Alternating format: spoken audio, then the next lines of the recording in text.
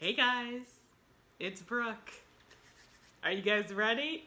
It's time to design the garden. Okay, it's alright. I'm not gonna quit my day job, I promise. Now, if you hear some barking, it's my dog, Bumper Snoot. Yeah, his name is Bumper Snoot. He was sleeping, and I think when the first time I tried this intro, I woke him up, and so now he's been barking. Hopefully he'll settle down, but you might see him jump up in the chair. So, fair warning, this is going to be a long video. It's going to be probably about a half hour. Hopefully, I'm sorry, it is what it is. When I'm drafting a garden, I use certain things. I know I had mentioned before that I use graph paper, and so I do. This is the graph paper that I use. It's a quilting pad. And so I do tend to do the initial sketch on this, and then what I'm going to do is I'm going to then put it on the bigger easel pad that I have, so I can do the final stuff. Because a lot of times what I do is once I kind of get the general shape out, I make a couple of different versions just to see which one I like. So some of the other tools that I use: a compass. I got this from Michael's. It was like not even $2. It was like $1.99. Of course, if you have a coupon, it's cheaper, you know, but just a basic compass for drawing circles. Then, of course, you need a handy dandy ruler. And, okay, colored pencils, because I like to see kind of like with colors, I like to see kind of how it's all going to look. As close as possible. The other thing is that I do a plant key.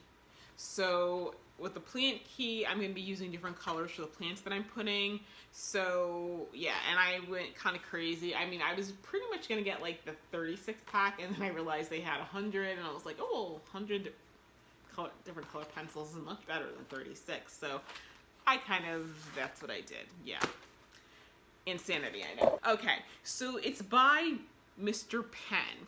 Now, it is a landscaping roller, and it's got shapes on it, so we're going to go over this a little bit more. As a matter of fact, I may come behind the camera so I can point it out easier.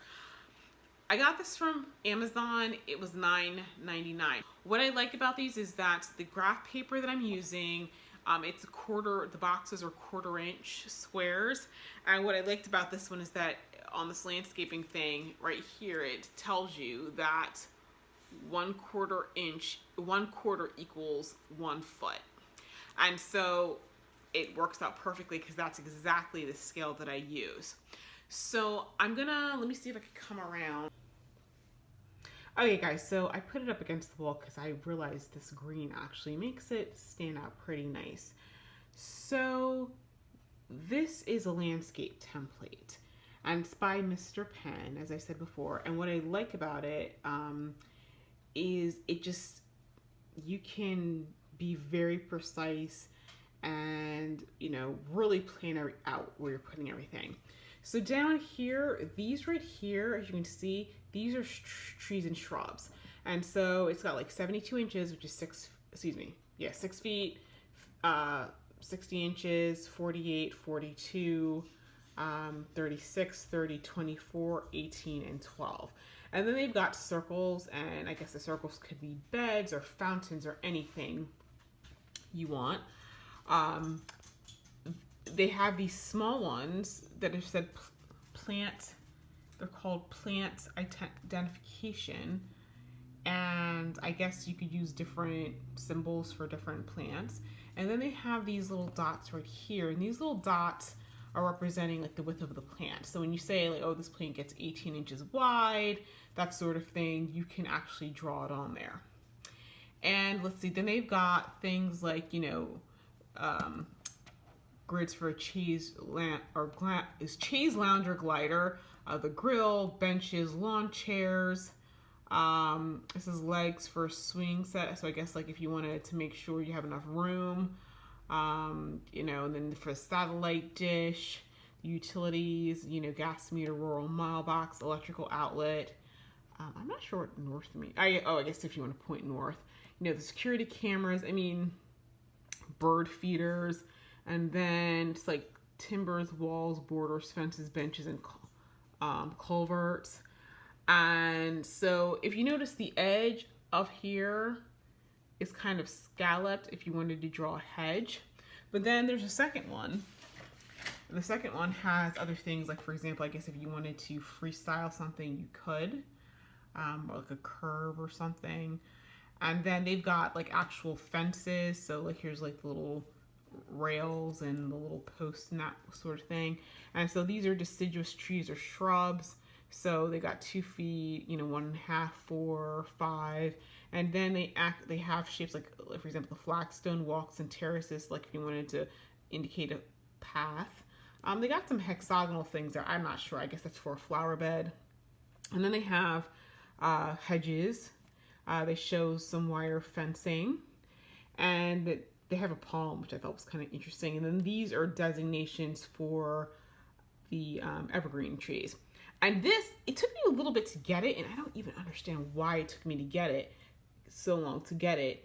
But this is shade and ornamental trees. So obviously this is the tree, but I believe these little things here, that's for you to indicate, like, I guess where the shadow line for the tree is. Or for example, obviously if you have like a big, like a big sycamore, it gives you bigger things so you can show like the tree canopy.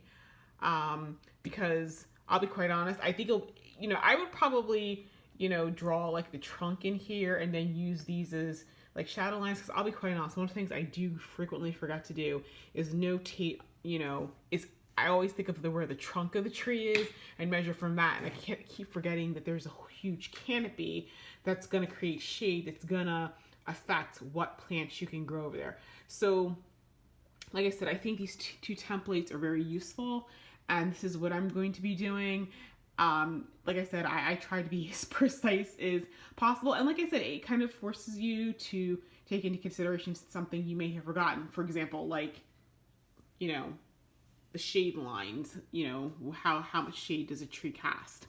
So now that we've gotten the tools and templates sorted, let me set up my easel and I will show you how I sketch everything out. Okay guys, so I'm back. It's another day. This is the plan that I've drawn out. So I'm kind of far back right now, but I'll zoom in on it once I actually start to really get going. So I drew the shape of the flower bed looking at the outside of my house, and I'll post a picture so you guys can see the area that I'm talking about. So this is what it's gonna look like. So once I got the general shape, I went ahead and drew 4 different. One thing you can see on this diagram, and part of the other ones, is that there's these green circles. These green circles are boxwood, because it doesn't matter which version of this that I do. One thing is going to be constant, is that there are going to be a line of boxwoods delineating the edge of this bed. The reason for that is particularly on this side, this is going towards the front lawn, and I'm going to have a hedge, a privacy hedge, and I want that as the border for that, because there's going to be a stripped down version, stripped down garden right here. And on this side, there is a segment of my yard in front of my carriage house, and I'm going to put a different garden bed over there. So that's going to stay the same. Now, to draw those boxwood hedges, I used this particular template, and I went with 36. Now, if you don't have this template, you can use a compass and do the exact same thing. I'm going to do this side first. So the first thing that I want to do is I want to map up where the magnolia tree is going to go. Now, the magnolia tree gets about 10 to 13 feet high, so it'll stay under the power lines, but it gets about 5 to 6 feet wide. So now, as you can see right here, I didn't take the boxwood all the way down to the edge. The reason being that when I pull my car out right here, I want to be able to edge forward enough to be able to see what's coming in both directions. So with the magnolia, because it gets between 5 to 6 feet wide, I'll use the 72-inch tree portion of the template, which is right there. And if I do it at the end of the bed, I could probably line it up right here. And so I'll go ahead and draw it. And like I said, I want a flanking pair.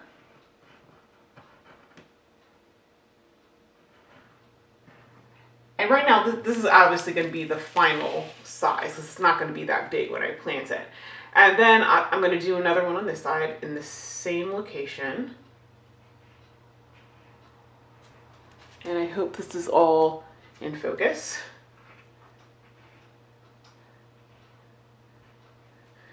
Okay, so that's my magnolia tray. And so I'll label it as such.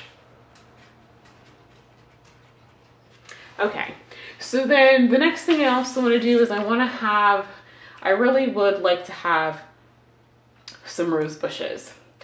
And I want some climber bushes. And I saw one on David Austin website, it's called Wedgwood Rose, it's pink.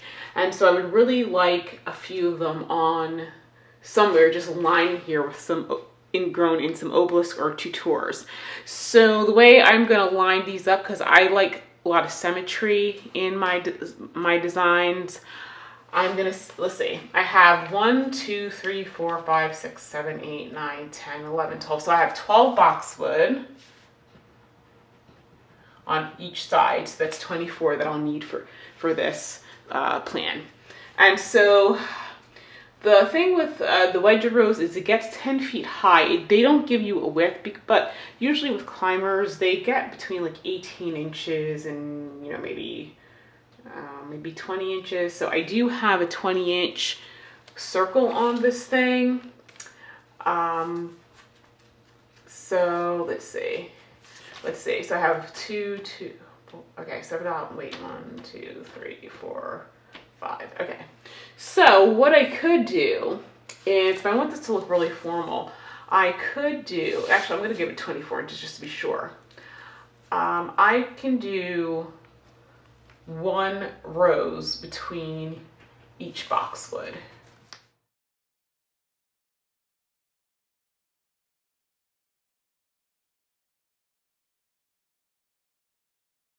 Okay, so as you can see, that's 5 roses on each side. So basically for this design, I'm gonna need 26 boxwood. I'm gonna need 10 Wedgwood roses, and I'll write that up there so I can keep that in mind.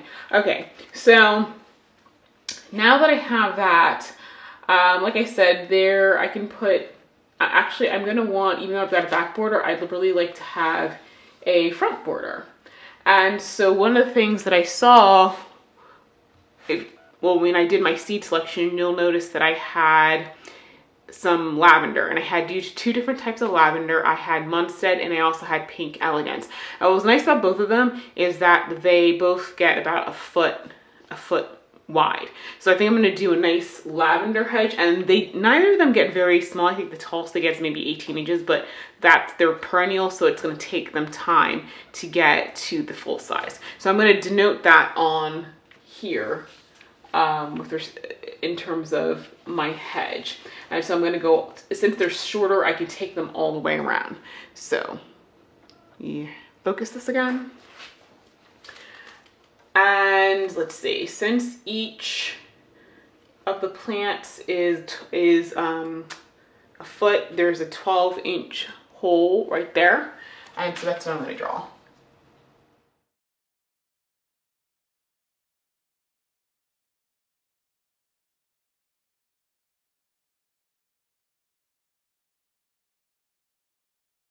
Okay, so I need, there's like 46 on each side, so that is 92.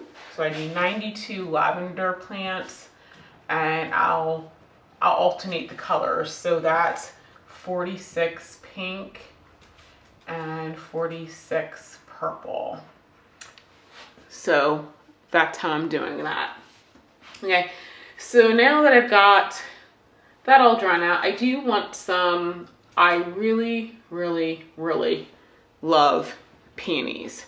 They're like they are, aside from roses, like, I think what I like about peonies, and it's certain types of roses. I like English roses, and English roses and peonies have similar forms, and that's what I like them, like why I love them so much.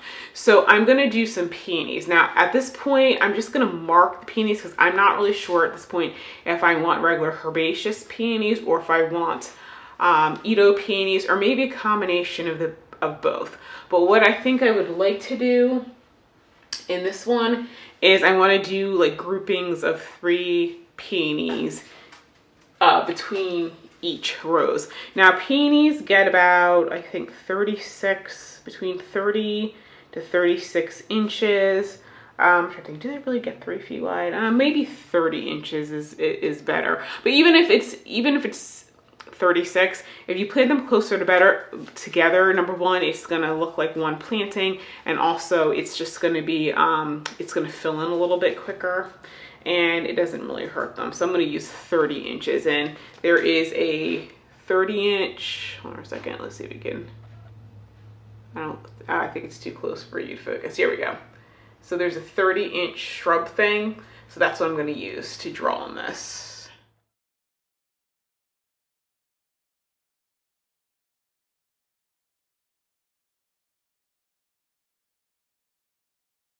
Okay, so I drew those on there, and so let's see, there's 3, 6, 9, 12, so there are 24 peonies. Okay, I should say regular sized peonies, and the reason I say that is because there are some petite sized peonies, which I could probably do in the front here, and those get obviously a little bit smaller, so I'll mark those out as, let's see, do I have a 20, maybe 20, I think they're like 24 inches. So, and they stay on the shorter side. So, okay, so I need 6 mini peonies. And I get the miniature peonies. As far as I can tell, the only person I know who sells them is Peonies Envy. But yeah, that's where I'm gonna get those. Okay, so back over here. Okay, so I know you're probably thinking, okay, well, gee, it doesn't look like you have a lot of room left, but just so you remember, everything is gonna take a little bit to get to its full size. And even though, I mean, I plant things kind of tight, and there are plants such as like annuals and even things like delphinium that are on taller stalks that you can kind of plant in between here. So like, for example, peonies, they don't start really blooming, well, depending upon what type of spring we're having. A lot of times they don't start blooming till mid to late May. And so when they first start shooting out, they're kind of small. So if you have like earlier spring blooming things, like for example, like sometimes the delphiniums bloom before the peonies, or even oh goodness, I cannot be, like bearded irises and that sort of thing. You can have those planted interspersed between there.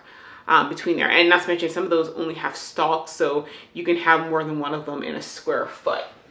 So I'm going to color everything right now, and then I'm going to put some other colors on here to delineate where I'm going to be putting things like, you know, the poppies and that sort of thing. That way I'm taking into consideration what colors I'm actually putting in here, because, you know, colors, it kind of matters when you're planning where you're putting the colors. And one of the things you want to take into consideration when you're putting the colors is if things are blooming earlier than others, you know, like for example, if you got spring blooming things, well, maybe you could want to do one color scheme for that, and then, you know, the next set of things bloom, which are late spring, early summer, they could be a different color. So I'm going to color right now, and you guys can just enjoy. It'll be on time lapse, don't worry.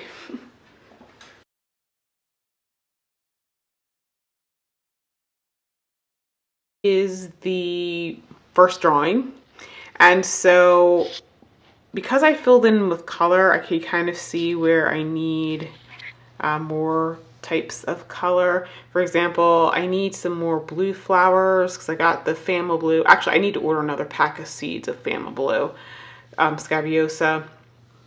And then I need some more green Envy zinnia. I think I need to put some more green in here. Now, like I said, things like the roses, which are right here, and the peonies, these are gonna take time to fill in. So some of the seeds that I bought, those areas in reality will be a little bit bigger because the other seeds will not be ready.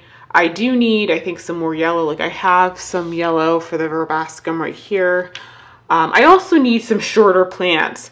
I was realizing when I was doing it that I have a lot of 18-inch. I mean, granted, because my lavender border, that's going to get a foot high. You know, I don't want anything too much shorter behind there, but I do need something a little bit. I think I'm going to need a little bit shorter plants. And maybe what I can do is maybe put some, and I'll do this on a different drawing, maybe put some urns and put some shorter, lower growing plants in there to set them off a little bit. So this is one plan. And as you can see, I've got a lot. I got to the certain point that I was putting, like, for example, these stars right here. Hold on, let me see if I can. This is the Zinnia Zahara Starlight Rose, and these circles right here is supposed to be the Raspberry Ripple. So I got a lot in there. I'll give you a final tally as to how many plants that's going to be in that one section. Actually, you know, let me go off camera right now and count them so I can tell you. Okay, guys, I just counted. So let's see. So that was 102. Okay, so times 2 is, I'm bad at math. 102, so 204. Okay, so when you start counting it up, about 360 plants for this particular plan. Oh, and I forgot. And if you want to count the magnolias, then 2 magnolias, that's 362. So that's a lot of plants. So, but like I said, I'm growing things from seeds, so I should be okay. That's it. I'm going to sign off for tonight. I'll come back on a different day and I'll show you what I'm going to do over here on time lapse. Okay? And that's the pooch. Bumper Snoot, where is you? Say hi. Hi. Yeah, we see you. We see you. What's the matter? Are you hungry? Yeah? Okay.